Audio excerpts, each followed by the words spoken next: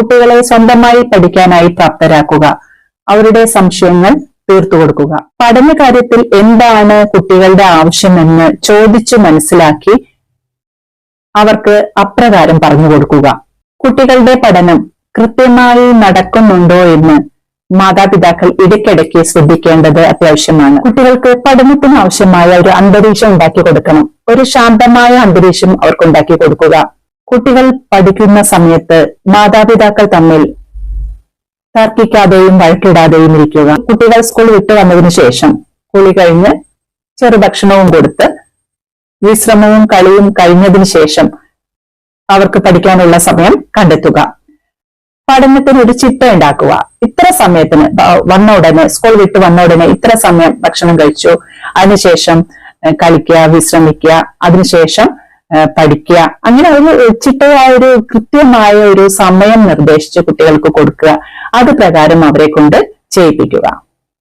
പരീക്ഷ അടുക്കുന്തോറും ഒരു time table ഉണ്ടാക്കി അത് പഠിക്കാനുള്ള സമയം നിർദ്ദേശിച്ച് കുട്ടികൾക്ക് കൊടുക്കുക. പഠനത്തിന് ശേഷം അല്പസമയം അതിനായി മാറ്റിവെക്കുക. വായിക്കാനും എഴുതാനുമായും അതുപോലെ കണക്കിലെ കളികൾ, അങ്ങനെ മാതാപിതാക്കൾ ആലോചിച്ച് കണ്ടുപിടിക്കുക ഓരോ ദിവസം എന്തൊക്കെ കൊടുക്കാമെന്ന്.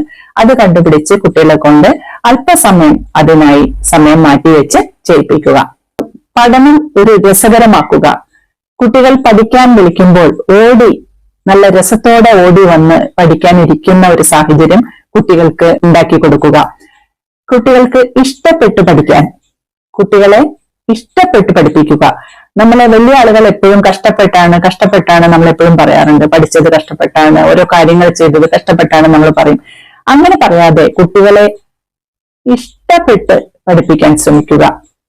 അതുപോലെ പഠനം രസകരമാക്കാനും ഇഷ്ടപ്പെട്ട് പഠിക്കാനുമായി കുട്ടികളെ നമുക്ക് പ്രാപ്തരാക്കാം. പഠനം രസകരമാക്കാനായി പാട്ടിലൂടെയും കഥകളിലൂടെയും പഠിപ്പിക്കാൻ ശ്രമിക്കുക. അതുപോലെ അന്നന്ന് പഠിപ്പിക്കുന്ന വിഷയങ്ങൾ അന്നന്ന് പഠിപ്പിക്കാനും ടീച്ചേഴ്സ് കൊടുക്കുന്ന നോട്ട്സ്, നമ്മൾ ഓരോ ദിവസവും ഓരോ വിഷയത്തുമായിട്ട് ഓരോ നോട്ട്സ് കൊടുക്കുമല്ലോ ടീച്ചേഴ്സ്, അങ്ങനെ കൊടുക്കുന്ന നോട്ട്സ് ഒക്കെ കംപ്ലീറ്റ് ചെയ്യാൻ കുട്ടികളെ പ്രാപ്തരാക്കുക.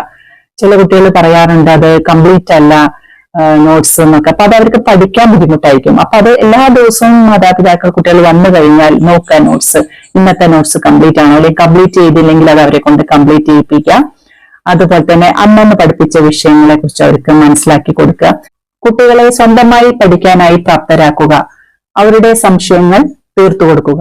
പഠന കാര്യത്തിൽ എന്താണ് കുട്ടികളുടെ ആവശ്യമെന്ന് ചോദിച്ചു മനസ്സിലാക്കി അവർക്ക് അപ്രകാരം പറഞ്ഞു കൊടുക്കുക.